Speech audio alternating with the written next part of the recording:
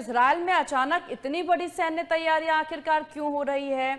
Admiral Brent Cooper की Israel यात्रा, सैन्य छुट्टियां रद्द और रिजर्व फोर्स की यहाँ पर देखिए क्लॉकिंग जो है वो क्यों हो रही है? क्या कोई बड़े एक्शन की तैयारी है इजराइल के द्वारा?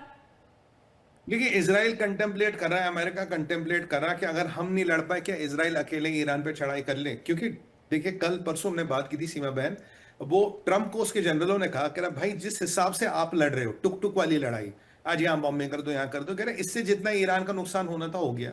आपको ईरान को कमजोर करना था कर गए, पर आप युद्ध नहीं जीत पाओगे इससे। चले हम बॉम्बिंग और कर देंगे 10 दिन 15 दिन, अभी 70% ईरान कमजोर हो गई, 75 हो जाएगा 80 हो जाएगा। पर अगर आप युद्ध जीतना चाहते हो, रेजिम को हटाना चाहते हो, वो इससे नहीं होगा। उसके लिए आपको बहुत बड़ा हमला, एक अलग लेवल का युद्ध करना पड़ेगा। क्या आप उसके लिए तैयार हो? बाकी साहब आप कह दोगे तुम जाके बॉम्बिंग कर लेंगे, हमें तो भाई आपका आदेश मानना मान लेंगे, बट आप युद्ध नहीं जीत सकते। ये ब्रैड कूपर ने, डायन क्रेन ने ट्रंप को कहा था, जो हमने कल by two ramp up conflict. Conflict को आपको रैंप अप करना पड़ेगा, इस स्तर पे बात नहीं बनेगी।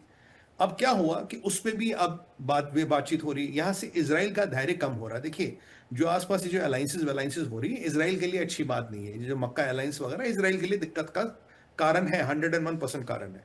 इसराइल को ऐसा लग रहा है यार, जो मेरे पास विंडो है, ऐसा ना हो कि कल को विंडो ही ना रहे, विंडो ही बंद हो जाए, फिर मैं करूंगा क्या? हम भारत है, हम दूर है जी। अमेरिका 10,000 मील दूर है, इसराइल तो वही है, इसराइल तो इनकी रेंज में है। तो इसराइल अपनी व्यवस्थाएं कर रहा। उन्होंने देखिए, मोदी जी को फोन आना, हमारे 2 दिन पहले बेंजामिन नेतन्याहू को मैंने कहा था, वो जरूर मोदी जी को बोल रहे होंगे, भाई मोदी जी मेरा ये प्लान है, ये चीजें, ये हमारी वेस्ट एशिया में चीजें हैं, Israel is thinking of this, हम ऐसा कर सकते हैं। ये बोलेंगे नहीं हम क्या कर रहे हैं, और मोदी जी को थोड़ा संज्ञान में लेते। दुनिया के बड़े लीडर है, बड़े के लीडरों को संज्ञान में आपको लेना पड़ता है। तो वो बात हुई थी, जैसे मोदी जी ने बोला भाई वेस्ट एशिया पे डिस्कशन और एफटीए पे बात हुई।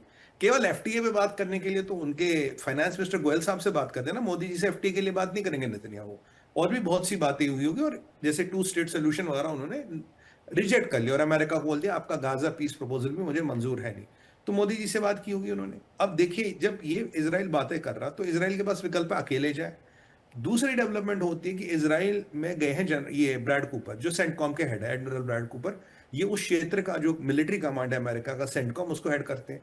ये जनरल जमीर से मिले, और इतिहास गवाह सीमा जी आप देखिएगा, जब भी ब्रैड कूपर इसराइल गया है, जब भी वो जनरल जमीर से मिले, उसके बाद युद्ध ही शुरू हुआ। क्योंकि ये दोनों जनरल्स हैं, बड़े जनरल हैं, एक बहुत बड़े विश्व ख्याति प्राप्त जनरल है। ये मिलकर पॉलिटिक्स डिस्कस नहीं करते, इकोनॉमिक्स डिस्कस नहीं करते, युद्ध वाले लोग हैं, ये युद्ध ही डिस्कस करते हैं। तो क्या एक जो बड़े युद्ध की तैयारी हो रही है, या जो एक संभावना, उस पर इसराइल क्या करेगा, अमेरिका क्या करेगा, कितने हथियार लगेंगे, क्या उस पर विवेचना हो रही, वो है। अब देखिए, इसराइल ने अपने जो भी सैनिक छुट्टियां थी, किसी की भी मिलिट्री, पैरामिलिट्री, पुलिस इत्यादि, सबको बेंजामिन नेतन्याहू ने कैंसिल कर दिया। ठीक है जी।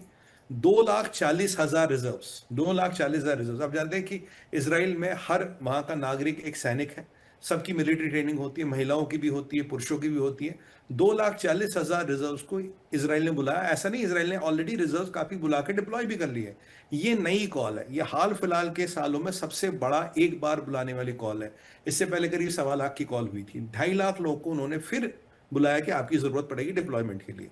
जब 2.5 लाख लोग को आप बुलाते हो, आप किसी ना किसी तरह का ग्राउंड एक्शन सोच रहे हो, क्योंकि 2.5 लाख लोग आपको एयर एक्शन के लिए, नेवल एक्शन के लिए नहीं चाहिए। अगर आप ग्राउंड एक्शन कर रहे हो, तब आपको 2.5 लाख लोग चाहिए। याद कीजिए, जब हिजबुल्ला पे के लेबनान के अंदर गए थे, उससे पहले उन्होंने करीब 60-70 हजार लोग बुलाए थे, फिर उन्होंने लेबनान पे चढ़ाई कर दी थी। अब 2.5 लाख लोग बुला रहे हैं, तो कुछ ना कुछ है, छुट्टियां कैंसिल कर रहे हैं। आपके ब्रैड कूपर वहां है, ट्रंप के जनरलों ने क्लियर ही बोल दिया था रैंप अप लड़ाई करने का रहेगा। और यहां पे इसराइल का धैर्य खत्म हो रहा है, क्योंकि इसराइल को लग रहा है मेरी विंडो खत्म ना हो जाए, क्योंकि जो अलायंस वालायंस बन रहे हैं, इससे इसराइल की विंडो थोड़ी कम तो हो रही है।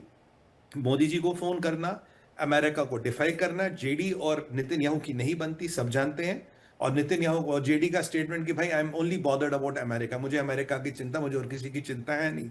यानी कि अब जब तक ट्रंप है तब तक तो देखिए नेतन्याहू की पूरी चलेगी। कल को ट्रंप नहीं रहे, मान लीजिए जेडी बन जाते, तो परिस्थितियां कुछ और बनेगी। अमेरिका का सपोर्ट मिलेगा, नहीं मिलेगा, क्या नहीं मिलेगा। और कई बार ये होता है कि ट्रंप आघात नहीं कर पाएंगे, अटैक नहीं कर पाएंगे उन पर रीजनल कंपल्शन से। अगर नेतन्याहू अटैक करेंगे, तो अमेरिका फिर बोलेगा भाई आप इसराइल पे अटैक करोगे, मैं तो इसराइल को हर हालत में डिफेंड करूंगा।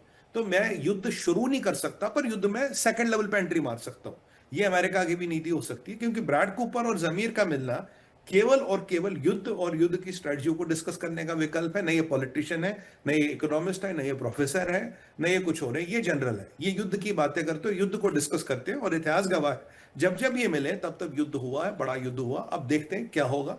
और अगर हम सारी चीजों का समावेश लें तो एक बड़े मिलिट्री असॉल्ट या ऑपरेशन की एटलीस्ट जो परमिटेशन कॉम्बिनेशन है, जो संभावना है, उनको एक सीरियस लेवल पे डिस्कस किया जा रहा है।